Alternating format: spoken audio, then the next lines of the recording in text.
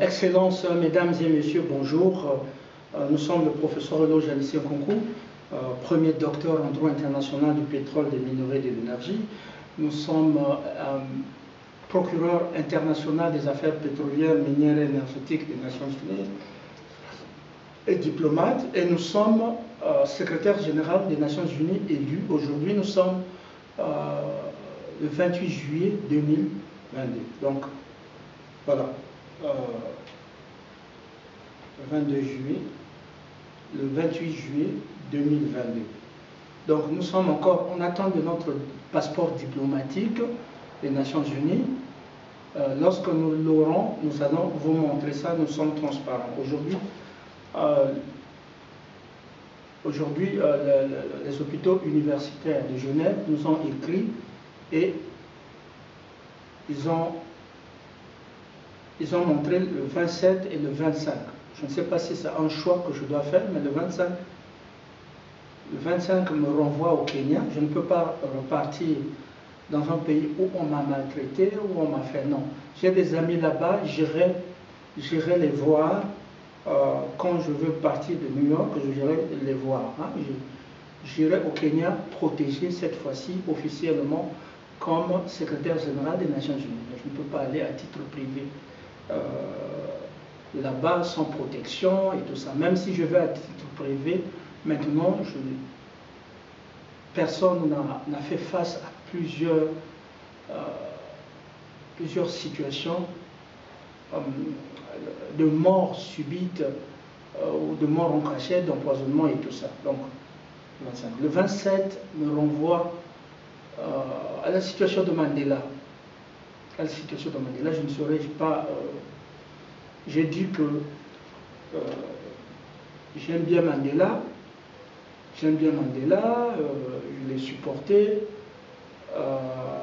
J'ai aussi contribué par mon programme, à Ottawa, j'avais créé le programme PEPSANA, programme d'investissement en Afrique du Sud. Hein, c'est mon programme que j'avais soumis au commissariat de l'Afrique du Sud. Le programme s'appelle PEPSANA. PEPSANA, donc un programme d'investissement pour faire rayonner l'Afrique du Sud. Donc, mais nous ne sommes pas pareils avec Mandela, chacun a son destinée. Mon rôle comme secrétaire général des Nations Unies, c'est d'unir les Sud-Africains. Parce qu'on a profité de la division là-bas, la division ethnique. Je recommande toujours respecter vos ethnies, vos tribus. Mais lorsque vous arrivez au niveau national, considérez-vous comme national. Donc vous êtes sud-africain. Ok? Sud-africain. Bon, et ça, ils sont Mbondo. Mbondo est une branche, une sous-branche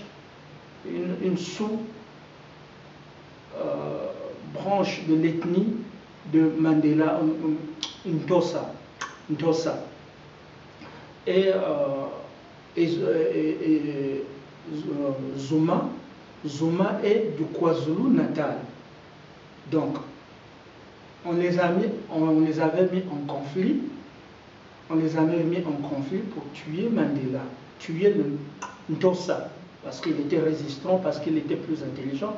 Imaginez-vous, Mandela était avocat déjà dans les années 50. Dans les années 50, Mandela était déjà avocat. Donc c'était quelqu'un qui était vraiment intelligent. Okay? Intelligent. On ne peut pas le comparer avec un docteur en droit international du pétrole, des minerais, de l'énergie, mais il était déjà avocat, c'était quelqu'un qui était intelligent. Il fallait aller chercher Zuma et les autres pour le tuer. Et c'est ça les conflits interethniques. Au Rwanda, c'est pareil, les Hutus et les Tutsis. Donc on va aller chercher les Hutus pour tuer les Tutsis, et ensuite il y a revanche, ainsi de suite. Au Congo-Brazzaville, c'est pareil.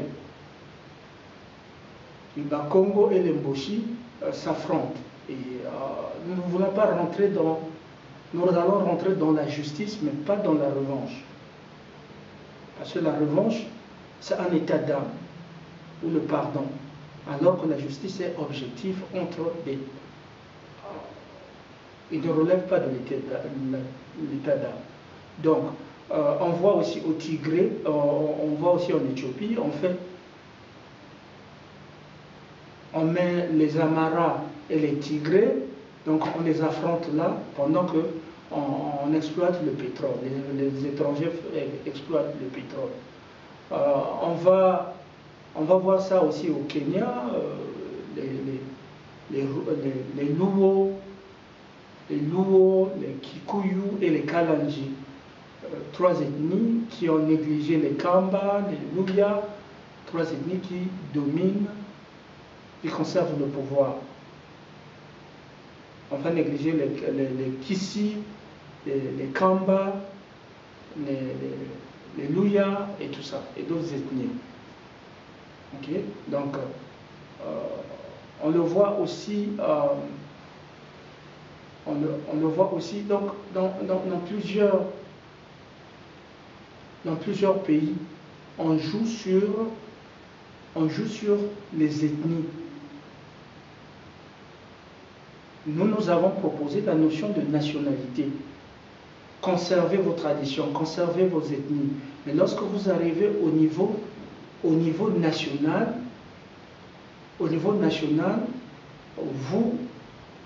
considérez justement la Constitution. La Constitution dit que vous êtes Sénégalais et tout le monde est Sénégalais. La Constitution dit que vous êtes Ghanéen et tout le monde est Ghanéen. Vous êtes Nigérien, vous êtes Nigérien. Okay? Que ce soit les Yoruba ou les Ibo, vous êtes Nigérien. Au Cameroun, c'est pareil.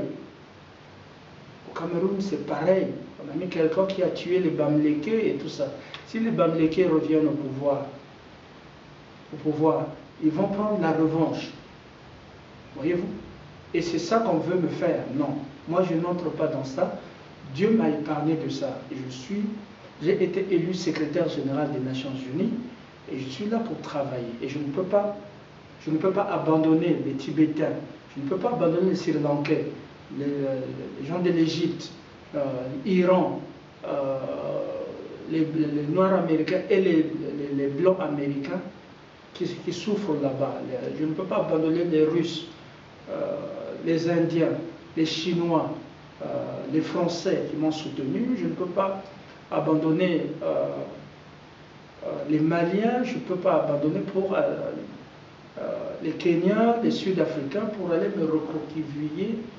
Je ne peux pas abandonner les Colombiens, les Brésiliens, les Argentins pour aller me confiner dans une satisfaction personnelle comme président. Et puis le président d'aujourd'hui n'est pas élu. C'est quelqu'un qui est là pour s'enrichir lui-même et enrichir les étrangers. Okay? Et enrichir les étrangers. Et il s'enrichit lui-même. Nous n'allons pas aller dans cette direction. Je dis à titre privé, qui peut battre la fortune d'un expert des Nations Unies en matière de pétrole et des minerais de l'énergie? Qui peut? Donc, nous laissons tout ça pour aller être pauvres comme secrétaire général des Nations Unies. Pauvre, pour aller être pauvre. Parce que c'est Dieu qui le veut, parce que c'est le service public que je dois rendre.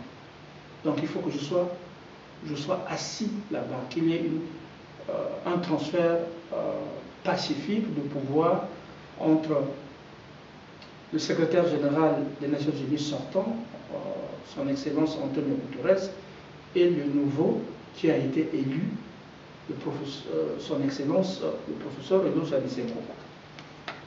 Où est-ce que je vais laisser Elisabeth? Où est-ce que je vais laisser le pape François? Donc ils sont vieux, ils ont besoin de moi. Voilà pourquoi ils m'ont voté, ils m'ont voté pour les aider. Rapidement,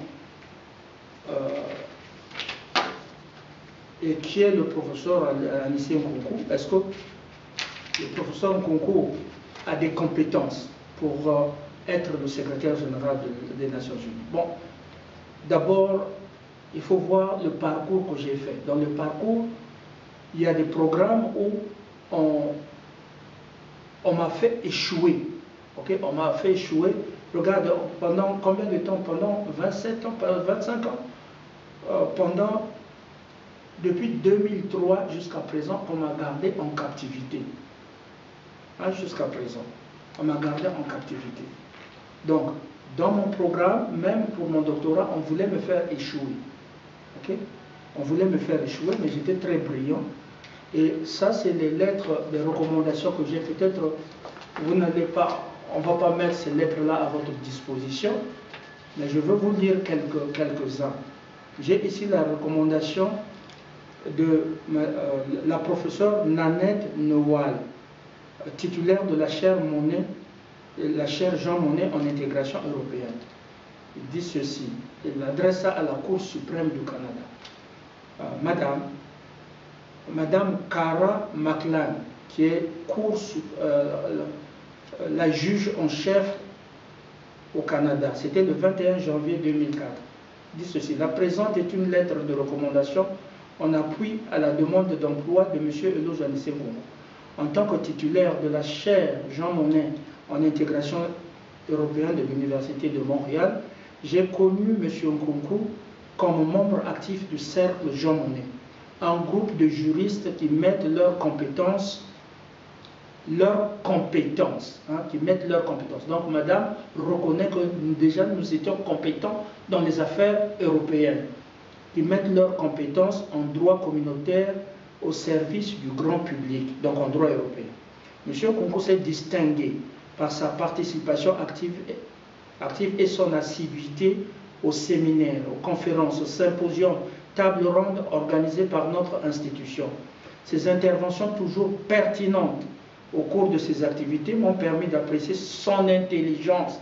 Donc, ça c'est une blanche, une professeure des Pays-Bas qui le dit.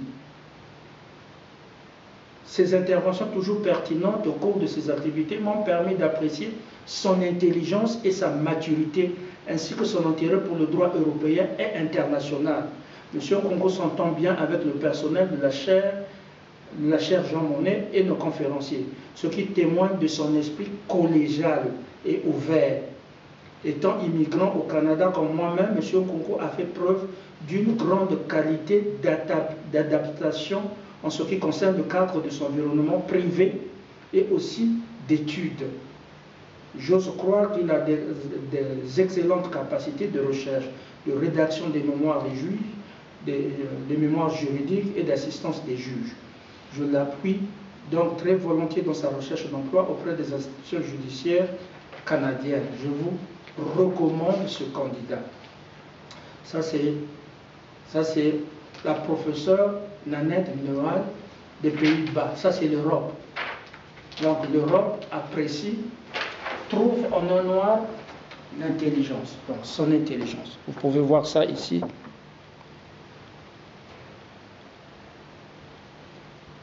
Vous pouvez voir son intelligence. Ça y est là.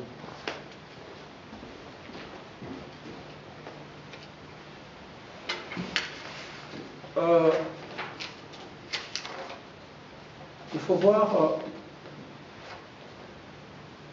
Bon, ça c'était le 5 juin. Le 5 juin 2008. Le 5 juin 2008, j'avais déjà terminé ma thèse. Donc j'avais terminé ma thèse en 2007.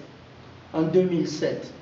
Donc j'ai terminé ma thèse. J'ai commencé ma thèse de doctorat en 2007, en 2003 et je l'ai terminée en 2007. Donc mon directeur a pris un an pour lire le travail, l'analyser et l'envoyer chez les membres du jury. Ensuite, à partir de il m'a fait déjà la lettre quand il a fini de lire. Mais ensuite, je devrais attendre de 2008 à 2011, 2010, 2009, 2008,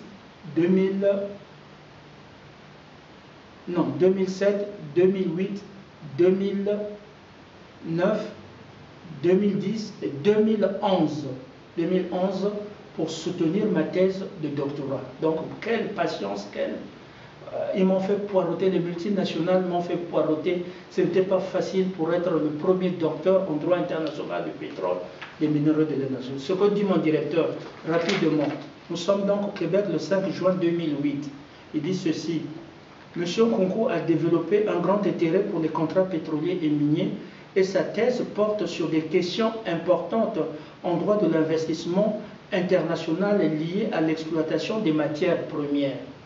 Une première version complète de cette thèse m'a déjà été soumise et fait l'objet d'une première évaluation. Je peux déjà affirmer qu'il s'agit d'un travail de très bonne qualité. Il ne dit pas qu'il s'agit d'un travail de qualité, non. Il dit qu'il s'agit d'un travail de superlatif, très bonne qualité. La soutenance pourrait avoir lieu dès cette année, donc en 2008. Mais la soutenance va avoir lieu en 2011. Combien d'années que j'ai attendu qu'ils m'ont fait poireauter? Ce candidat a une personnalité sympathique. Il entretient de bonnes relations avec ses collègues. La présentation en public de son sujet de thèse a permis d'apprécier son enthousiasme pour son sujet. C'est un travailleur consciencieux qui suit bien les directives qu'il reçoit. Il est aussi très persévérant, le superlatif. Il est aussi très persévérant et n'a pas peur des débats de fond. N'a pas peur des débats de fond. C'est vous qui avez peur des débats pour débattre avec le secrétaire général sur le plateau de télévision. Tous les chefs d'État, tous les grands professeurs ont eu peur de débattre avec moi. Lui, mon directeur de thèse dit, il est aussi très persévérant et n'a pas peur des débats de fond. Donc je peux trouver n'importe quelle solution. Et suivez ce qu'il dit, ce qui suit, c'est très important. Il a des dons certains pour la pédagogie et sera un enseignant de grande qualité. Il a des dons. Donc la science reconnaît les dons de Dieu. La science reconnaît les dons de Dieu. La science reconnaît. Il a des dons certains. Donc il certifie ça. C'est une certitude. Il a des dons certains pour la pédagogie et sera un enseignant de grande qualité. Voici pourquoi je vous prie d'étudier avec intérêt sa candidature à un poste pour lequel il a des qualités certaines. Donc, c'est rare de trouver un professeur émérite qui dit qu'il a des qualités certaines. Donc, vous qui ne m'avez pas suivi, qui me connaissez seulement à travers les vidéos, et vous faites des commentaires sur moi, alors que vous n'avez pas suivi mes travaux, c'est difficile d'apprécier à juste valeur ce que nous sommes. Ça, c'est les scientifiques qui le disent. Il dit. L'autre, c'est le professeur Soldatos Panayotis. Il est de la Grèce. Donc, nous vous parlons de professeur Alain Prugner, qui est allemand et juif, professeur Prugner, il est allemand et juif. Okay? Il a pris d'autres nationalités, mais allemand et juif, il le dit. Ici, maintenant, nous allons en Grèce. Nous sommes passés par la Hollande, les Pays-Bas. Le professeur Soldatos, donc le pays de Pythagore, de Samos, le pays de Socrate, le pays de Platon, le pays d'Aristote, le professeur Soldatos, qui a 2 doctorats en économie et en droit. Il dit ceci: Monsieur Elo Janese Nkunku was last summer my student on European integration. He is also a very active member of our Jean Monnet group on European integration. His research paper and examination copy indicate a strong, not small, not a strong theoretical and empirical knowledge. Strong theoretical and empirical knowledge. Knowledge in the field of European fields. In addition, Mr. Nkunku is a very assiduous person, motivated, and with communication skills. His previous study and legal experience are adding to his background and intellectual maturity. Thus, in conclusion, I believe that Mr. Nkunku will make a very good use of fellowship, much needed for the continuation of his study. That were in February 11, 2000.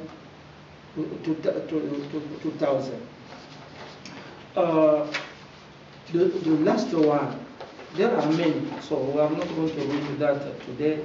There are many, but the last one is from Professor Melkevic. Professor Melkevic, recommendation to Harvard University. Harvard called, where CIA were following me when I succeeded, and Harvard called University of Laval to have me. So, said fellowship coordinator, Belfer Center for Science and International Affairs, John F. Kennedy School of Government, 79 John F. Kennedy Street, Cambridge, USA. I'm writing to you today to express my support for the candidacy of Mr. Eloge Anissé Nkunku for the position of a fellow at the Belfer Center for Science and International Affairs, the School of Government of America. After I will go political lieutenant and expert at the White House, so I left Harvard. I have known Mr. Eloge Anissé Nkunku since 2003 when he registered as a full-time student in our doctorate program at the Faculty of Law, University of Laval, Quebec, Canada. In 2003, he assisted my course in legal epistemology. Also in 2003, I worked together with Eloge to formulate his doctoral research project in law. I have since had many occasions discuss and to orient his doctoral study. Mr. Eloge Anissé Nkunku will soon defend his doctoral thesis in law. And I defend after in 2011. But what is important, what he said, he is a gifted doctoral candidate. He is a gifted. So he recognized that Professor Alain Plouziner said that il a des dons certains. And science recognizes the gift of God. Okay? Jewish and Germany recognize it. And Professor Melkevic also, Jan Melkevic must be Norway and Russia. I don't know. Say that he is a gifted doctoral candidate who has a great deal of potential. A great deal of potential. He has come to us very well prepared by his early studies and work experience, research, and professional achievement.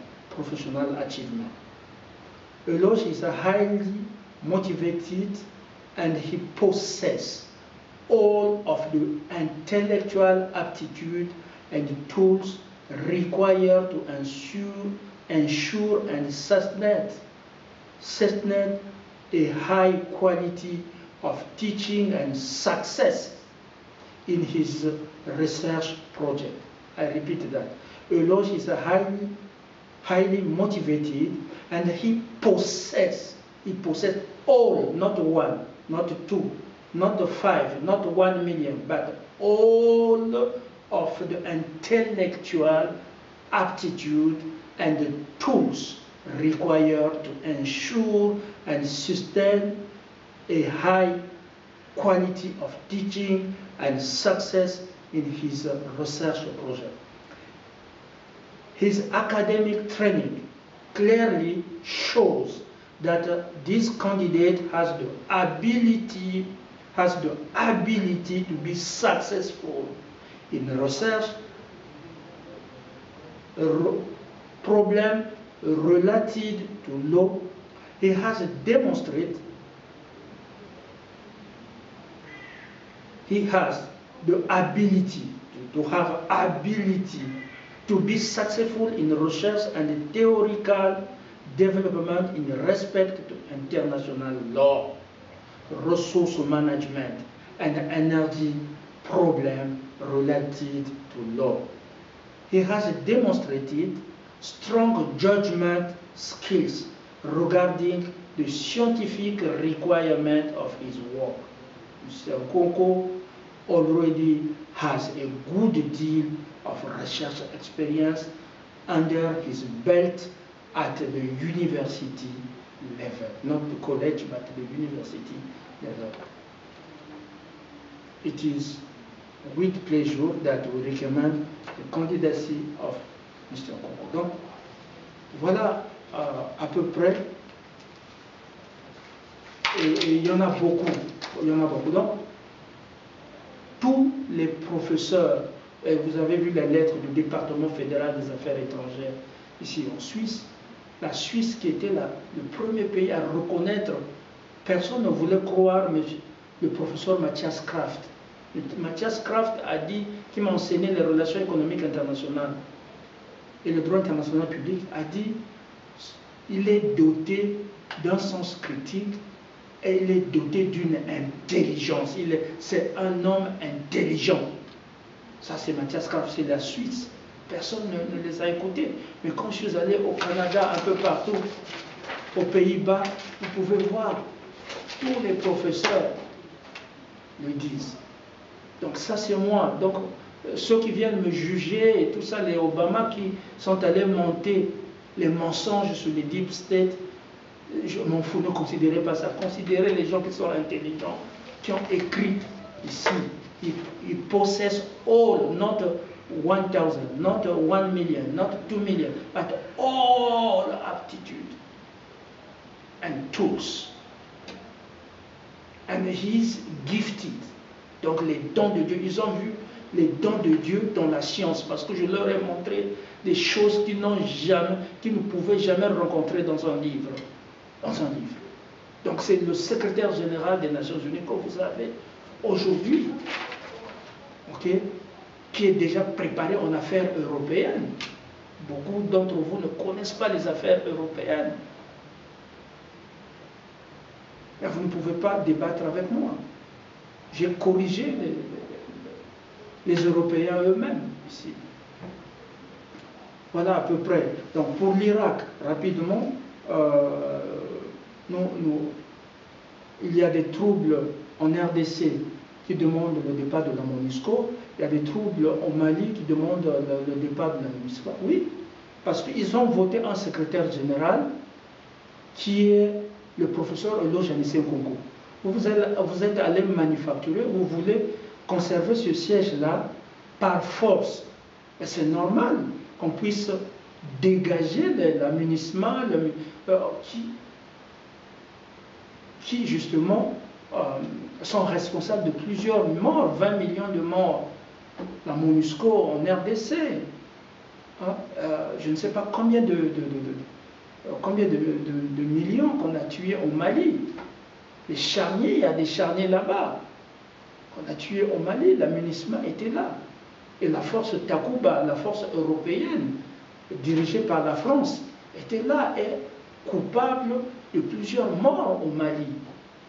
On ne peut pas garder la force Takuba là. Il faut une armée africaine, une armée de l'Union africaine, pour être sûr que les Africains sont protégés. Mais vous ne pouvez pas compter sur les étrangers pour vous protéger, pour protéger vos mamans, les enfants et tout ça. Donc ils ont raison jusqu'à ce que nous nous asseyons qu'il y ait transfert de pouvoir, jusqu'à ce qu'il y ait transfert de pouvoir entre Antonio Guterres et moi, là nous pouvons dire, nous pourrions voir de redéfinir les missions de la MINUSMA au Mali et pour MONUSCO là-bas. Mais le docteur Mukwege l'a dit, il réparait les femmes. La MONUSCO était là. La MONUSCO était où quand on dépucelait nos mamans. On dépucelait nos mamans. On tuait les papas. Et docteur Mukwege réparait ces femmes-là. La MONUSCO était où pour les protéger? Ils doivent dégager jusqu'à ce que la situation à New York soit réglée. Je suis d'accord. La situation du Sri Lanka. Non, la situation de la RDC. On ne peut pas donner l'embargo des armes à la RDC. Ils ne peuvent pas acheter les armes pour se défendre. Entre-temps, les groupes armés vont, tuent, prennent les richesses et puis s'en vont. On ne peut pas continuer comme ça. C'est pareil au Congo-Brazzaville. On ne peut pas continuer comme ça. Donc la situation du Sri Lanka. Nous demandons à la MONUSCO de ne pas tuer les gens de la RDC et du Congo-Brazzaville. Pareil pour la MINUSMA. Si les Nations Unies veulent que ces missions-là restent, eh bien, il y a eu une élection, le professeur Nkobo a été élu, donc nous allons prendre la place et puis tout va rentrer dans l'ordre. Nous allons redéfinir les missions. On ne peut pas continuer à garder ces missions qui ont été complices et coupables de plusieurs millions de morts. Plusieurs millions de morts. La MONUSCO était juste à côté, comme au Rwanda, il y a eu 800 000 morts et plus. La MONUSCO était à côté quand Dr Mukwege criait, venait au secours. Il y a eu 20 millions de morts.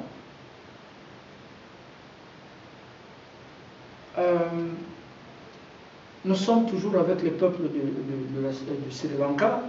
Nous les soutenons. Nous voulons établir la paix là-bas, la paix et la prospérité des Sri Lankais. Nous allons aider. Nous sommes professeurs d'économie. Nous allons mettre toutes nos connaissances en économie pour relever le pays du Sri Lanka et les Tamouls, rebâtir la paix et les Tamouls. En Irak, merci, j'ai vu le peuple irakien. Mes interventions donnent de l'espoir à travers le monde. J'étais surpris de voir le peuple irakien exalté.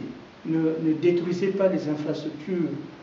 Et la communauté internationale doit aider les peuples irakiens à retrouver un pays de santé, de prospérité économique, de retrouver la paix et la sécurité là-bas. Voilà.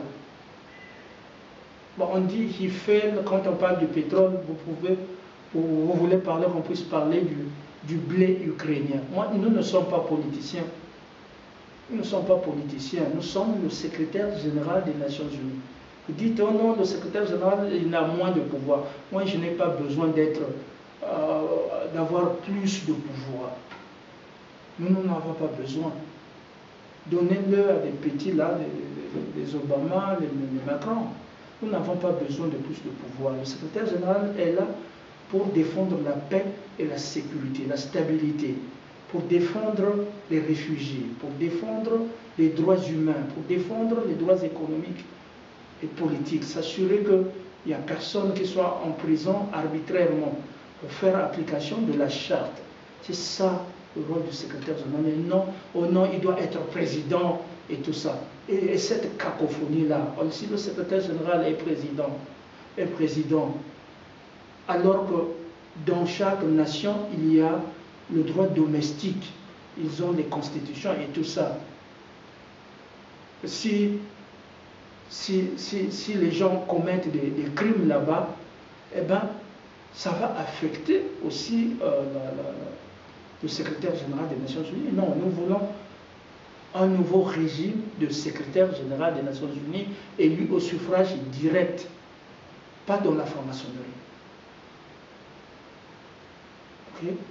Le secrétaire général est là pour collaborer avec les gouvernements, les orienter si les gouvernements n'ont pas assez de connaissances, les orienter, travailler ensemble pour aider leur peuple, en harmonie avec la Charte des Nations Unies. Voilà à peu près ce que nous avions à dire. Nous allons continuer à soutenir les peuples irakiens, mais nous voulons que notre passeport soit donné dans les plus brefs délais pour que nous voyagions. Nous ne voulons pas...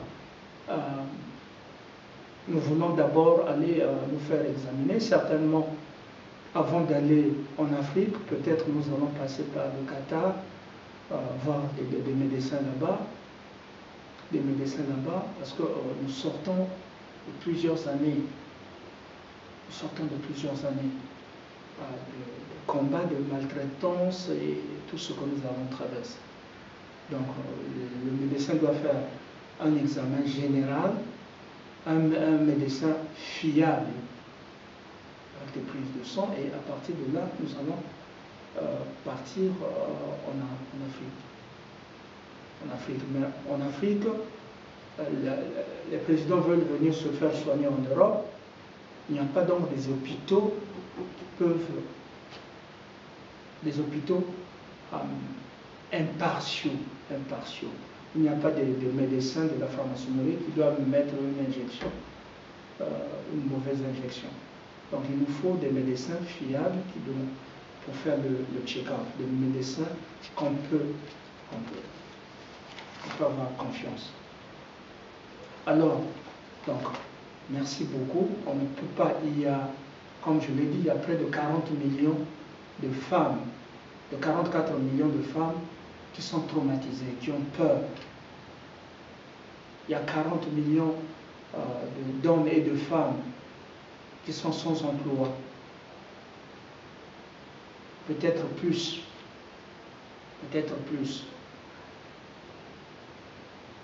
Donc, mais en Afrique, en tout cas, il y a 40 millions. En Amérique latine, il y a près de 40 millions qui sont sans emploi. Mais peut-être dans la planète entière, il doit y avoir 400 millions de personnes, pour 1 milliard, 2 milliards, 3 milliards, pourquoi pas 4 milliards de sans-emploi, parce qu'on ne crée plus des emplois. Donc la pauvreté est galopante. Et surtout, les gens vivent dans la peur. Personne ne parle de la franc-maçonnerie, qui est le danger. Les gens vivent dans la peur. Si vous avez déjà dans un pays des femmes qui ont peur, 2 millions de femmes qui ont peur, si vous avez 3, 4 millions des hommes qui ont peur, qui vivent dans la peur, des papas là qui ont peur de perdre leur emploi. Donc quand on leur dit de boire, d'aller boire je ne sais pas quoi, ils vont aller boire parce qu'ils ont peur de perdre leur emploi. Nous sommes, comme secrétaire général des Nations Unies, je viens pour enlever cette peur-là. Et il n'y a que moi qui peux le faire. Il n'y a que moi qui dois le faire. C'est ma job. Une autre personne, 25 ans, 27 ans de poison, allait mourir. Regardez, moi, j'ai à l'intérieur, c'est fort. Je suis général des forces armées. Général des forces armées, regardez. Avec tout ce que j'ai traversé, toute la chimie, j'ai traversé le cyanure, j'ai traversé l'amiante, j'ai traversé le mercure. J'ai traversé toutes sortes de poisons, Pizza Inn, dans les restaurants Java, partout, dans les pizzas, j'ai traversé toutes sortes de poisons. Regardez comment je suis là. Donc plus de 1000 poisons maintenant, plus de 1000 poisons. Plus de 1000 poisons. Il n'y a pas un antidote pour 1000 poisons, il n'y en a pas. Donc mon corps s'est beaucoup battu. Dieu s'est beaucoup battu. Je dis bien qu'il n'y a pas un antidote pour 1000 poisons. Il faut avoir plusieurs. Mais moi, on ne m'a jamais mis l'antidote. Si on m'a... Par hasard, ils m'ont mis ça. Et c'est juste un. Ça ne peut pas éliminer près de 1000 poisons.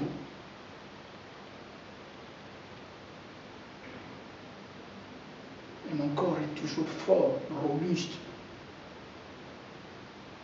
Et je suis fort à l'intérieur. Moi, je suis général des forces armées. J'ai l'énergie à donner pour les peuples. Je le démontre. Aujourd'hui, moi, je suis libre. Mais est-ce qu'il y a plusieurs personnes qui ne sont pas libres dans le monde? Il y a plusieurs femmes qui ont peur, qui sont traumatisées, qui avaient été violées.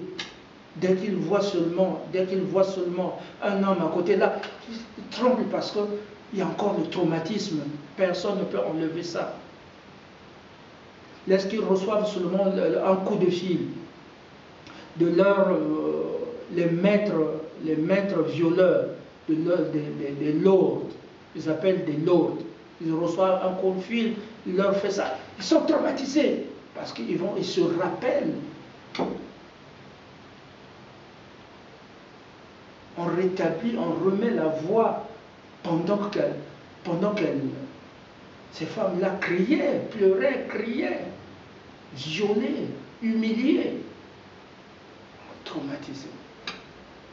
Et les gens vivent dans la peur, les présidents vivent dans la peur. Les présidents là vivent dans la peur. Il n'y a que moi qui peux leur donner du courage. Ils vont compter sur leur secrétaire général. Et celui qui viendra faire quoi que ce soit là, vous verrez les troupes de l'ONU vous arrêter, allez arrêter n'importe qui. Moi, je n'ai pas peur. Il suffit que vous ayez l'identité d'un tueur, l'identité d'un franc-maçon qui viole les femmes. Je veux vous arrêter, peu importe ce que vous êtes. Chez moi, ce qui est au-dessus de moi, c'est le droit international. C'est Dieu et le droit international. Donc, vous pouvez compter sur moi, sur le professeur Lojane Sekongo. Allons prendre notre siège à New York. Parce que l'ancien secrétaire général a lui-même dit, a reconnu, les Nations Unies doivent être un changement. Mais comment un changement, lui-même ne part pas? Parce que le changement, ça commence par le secrétaire général des Nations Unies, qui n'a pas bien géré et tout ça. Il a dit change need the right direction. Right direction, ce n'est pas s'imposer par force. Nous continuerons à collaborer avec Antonio Guterres. Parce qu'il y a certains dossiers, il n'y a qu'Antonio Guterres qui peut nous dire voilà. Et là où il s'arrête, et moi je veux dire, bon, là, l'ancien régime est allé dans cette direction, a échoué. Moi, je vais apporter ma compétence dans une autre direction. Pour mieux servir les peuples qui souffrent au travers du monde. Merci, que Dieu bénisse les peuples. Merci.